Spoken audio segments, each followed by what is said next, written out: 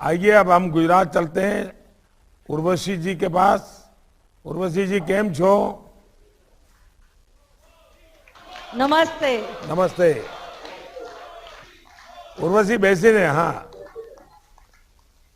उर्वशी जी बताइए, पहले अपने विषय में बताइए। सर, मेरा पूरा नाम उर्वशी नीरव पटेल है। मैं सूरत की रहवासी हूँ और पहले एनजीओ के हिसाब से थोड़े बहुत सामाजिक काम करती रहती थी और बाद में मैं भारतीय जनता पार्टी की कार्यकर्ता भी हूँ और लास्ट चुनाव में कॉरपोरेटर बनी हुई हूँ। सबसे पहले जब 2017 में मैंने पस्ती दान से पेट दान के कॉन्सेप्ट पे एक कार्यक्रम शुरू किया था। उसके अंदर मेरी भावना ऐसी थी कि दान करना था दीकरियों के लिए कि जो स्लम एरिया की है, स्कूल में पढ़ती है, तो उसके लिए डोनेशन तो कहीं जगह पे आ सकता था कि पैसा इकट्ठा करके करना था, पर एक महिलाओं और स्वाभिमान की बात थी और ऐसा सोचा कि कहीं और से पैसा इकट्ठा करे, इससे अच्छा हर गृहिणी को, हर महिला को, हर दीकरी के साथ भावना से कनेक्ट किया जाए। और फिर ये स्लोगन माइंड में आया, पस्ती दान से पेट दान। तो उस समय हमारी, मैं जो कॉलोनी में रहती थी, राजंस कैंपस करे सूरत में, तो वहाँ सर 8 बिल्डिंग है और कुल मिला के 418 फ्लैट है। तो वहाँ पे मेरा फ्रेंड सर्कल है, उनके साथ बातचीत किया कि हमको यहाँ से सब जगह से, हर घर से जो पस्ती या फिर प्लास्टिक वेस्ट जैसे शैम्पू की बोतल है, तेल के डिब्बे है, वो सब इकट्ठा करके फिर ऐसा एक करना है। तो उन सब ने मुझे बहुत सपोर्ट किया, अकेले से पॉसिबल नहीं था। तो हमने 8 बिल्डिंग में 2 महिलाओं की एक बना दी कमेटी कि 2 महिलाएं 1 से 5 तारीख तक हम सारा इकट्ठा करते थे, फिर एक पस्ती वाले को बुला के और ये सामान बेच देते थे और उस हिसाब से जो फंड इकट्ठा होता था तो ये काम शुरू किया। 2017 में सर सबसे पहले जब पस्ती दान से पेट दान के कॉन्सेप्ट के अंदर मैंने सैनिटरी पैड खरीदना शुरू किया, तो वो प्राइवेट कंपनी से लेते थे।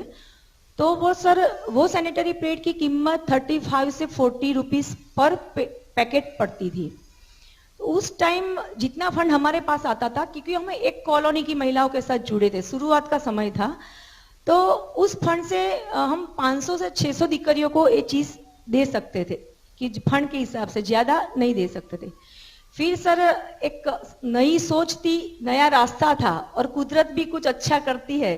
और सर आपने जन औषधि केंद्रों के अंतर्गत 2018, मुझे याद है 4 जून 2000 के अंदर सुविधा करके सैनिटरी पैड लॉन्च किया और उसका मैंने टीवी और जन सुविधा सेंटर से वो एडवर्टाइज पढ़ा और सब माहिती इकट्ठा की।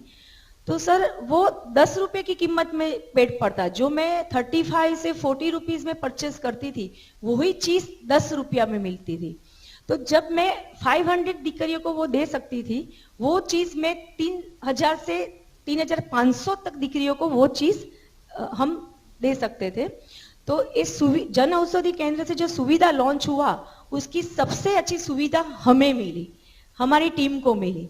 और हमने फिर सूरत की प्राथमिक स्कूल है, नागरिक सरकारी स्कूल है और गरीब आवास है, जो प्रधानमंत्री आवास है, मुख्यमंत्री आवास है, कि जहां मेंस्ट्रुअल हाइजेनिक की बात भी नहीं बोली जाती थी, तो वहां हम हर महीने कार्यक्रम करते थे। मेरे साथ में जो गायनेकोलॉजिस्ट लेडी डॉक्टर थी, कि जो वॉलेंटियर आती थी, उनको भी लेके जाते थे, तो वो भी लड़कियों को वो मेंस्ट्रुअल हाइजेनिक के हिसाब से क्या यूज करना चाहिए, क्या नहीं करना चाहिए, तो वो भी साथ में, एक साथ में होता चलता था। उसके साथ कभी कभी स्कूल में हम, हमारे ही आरोग्य केंद्र है, क्यों मैं पार्टी से जुड़ी हुई थी, पहले महिला मोर्चा की संगठन में महामंत्री थी शहर की, तो वो थोड़ी बहुत पता थी कि आरोग्य केंद्र भी निःशुल्क ये सब टेस्ट, कैल्शियम आयरन की टैबलेट लड़कियों को देते हैं, तो स्कूल में वो भी हम साथ में देते थे। और उस टाइम हमारे सांसद दर्शनाबेन जरदोस भी हमारे साथ कभी कभी आती थी कार्यक्रमों में और वो भी उनसे जुड़ जाती थी। तो धीरे धीरे उस हिसाब से शुरू किया और सर बहुत अच्छा पिकअप से वो चलता था। मैंने सबसे पहले, मैं ऐसा बोल सकती हूँ कि सुविधा जब लॉन्च हुआ, तब सुविधा का सबसे पहला ऑर्डर मेरा था और उस टाइम सर उस टाइम सूरत की जो जन औषधि सेंटर थे उसमें वो अवेलेबल नहीं था, क्योंकि अभी लॉन्च हुआ था, आने की बात थी। और जैसे हर एक का नेचर होता है कि जो सोचते हैं वो इंस्टेंट करना है, तो मैंने जब देखा तो मिलेगा कि नहीं मिलेगा वो नहीं सोचा, पर स्कूल में कार्यक्रम अरेंज कर दिया कि मुझे थर्सडे को कार्यक्रम करना है। और एक वीक था और यहाँ इंक्वायरी किया तो यहाँ अभी स्टॉक आया नहीं था।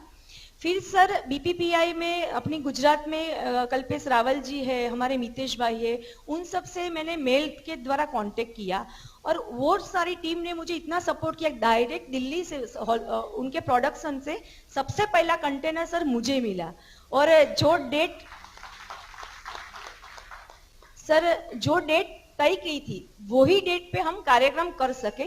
मतलब मेरा ट्रस्ट है परस्पर मानवता की महक, ट्रस्ट के साथ सिस्टम ने भी हमें बहुत मदद की है कि चाहे स्कूल में कार्यक्रम करने हैं या आरोग्य केंद्र में करना है, तो सब लोगों ने मिलके इसको बहुत सक्सेसफुली आगे बढ़ाया।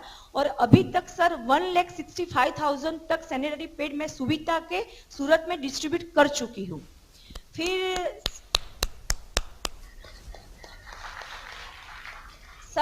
सडनली जो कुदरत की कहर थी, जो कोरोना आया, उस हिसाब से एक साल सवा साल से काम बंद था। तो सर उस समय के दरमियान मेरे पास तो 2 कंटेनर, मतलब एक बॉक्स में 500 सैनिटरी पैड आते जो डायरेक्टली मैं सुविधा से मंगवाती थी, तो वो स्टॉक पड़ा हुआ था। पर वो स्कूल में हम कार्यक्रम नहीं कर पाते थे, तो काफी सर हमारे जहाँ पे जो सर्वेंट आती थे उनके द्वारा मैंने उनकी कॉलोनी में थोड़े बहुत तो ऐसे ही भिजवा दिए कि आप ले जाना। प्रधानमंत्री जो आवास में जो महिला होती, जो सारी नेबर के यहाँ भी कोई सर्वेंट आती, उनके थ्रू उनको भिजवाया। पर सर ये जो कोरोना का जो माहौल था ना, तो उस टाइम मुझे एक विचार, एक सोच आया, एक आइडिया आया, अगर आप परमिशन दो तो मैं आपसे सर उस टाइम ऐसा है कि हम जैसे बैंक खोलते हैं कि बैंक में सर फंड जमा होता है, जब वो विड्रॉ करना है कर सकते हैं, तो पेड़ की भी एक बैंक होनी चाहिए हर सिटी में कि कोई भी डोनर है, ये तो पस्ती से पैसा इकट्ठा होता है, पर कोई भी डोनर है जिसको 500, 1000, 1500, 2000 पैसा डोनेट करना है, तो वो पेड़ बैंक में डोनेट करता है। और वही बैंक से हर स्कूल की लड़कियों को उसके घर के एड्रेस पे हर महीने 2 पैकेट पेड़ मिल जाने चाहिए। तो उसमें सर 2 चीज हो सकती, विन विन सिचुएशन, कि जो डोनर उनको भी ऐसा प्रॉब्लम नहीं होगा कि मेरा पैसा सही में यूज हो रहा है कि नहीं, और हम ऐसा कहीं भी माहौल आए कि स्कूल कॉलेज बंद हो जाए तो भी वो सेवाएं लोग जन प्रतिदिन तक पहुंच पाए। तो एक थोड़ा सा सुझाव था कि मैंने इस समय दरमियान ध्यान में आया है सर, और आगे भी सर। उर्वशी जी, आपके सुझाव के लिए धन्यवाद, और मैं आज आपको कई सारी बधाइयां देना चाहता हूं। Thank you sir. एक तो कोई गुज्जू इतनी बढ़िया हिंदी बोल ले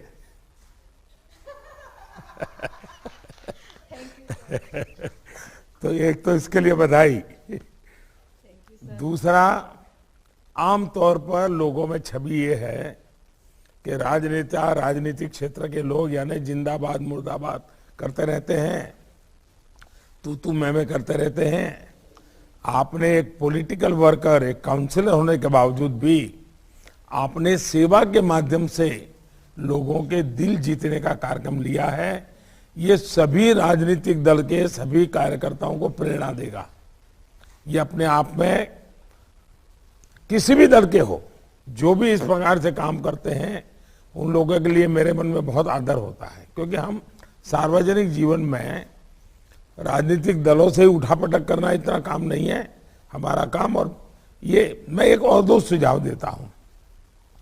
जो प्रधानमंत्री आवास योजना के जो लाभार्थी हैं, उनकी सूची लेकर के उनके हर घर में ये हाइजीन के संबंध में कैंप लगा करके, वस्तुएं पहुंचा करके आप मिशन रूप में कर सकते हैं क्या, टारगेटेड ऑडियंस।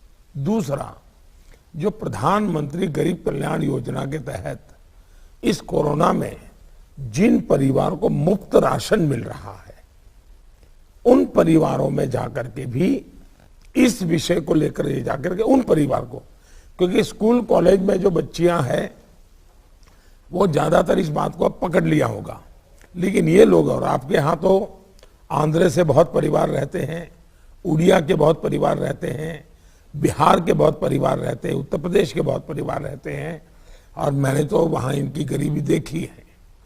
तो हम उन लोगों के बीच जाकर के अगर इस काम को कर सकते हैं, मैं समझता हूँ कि आपका ये जो अभियान है वो एक बहुत नए डायमेंशन पहुंच जाएगा।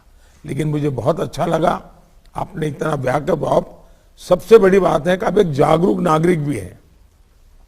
योजना को आपने सबसे पहले पकड़ा और सबसे पहले आपने इनिशिएटिव लिया।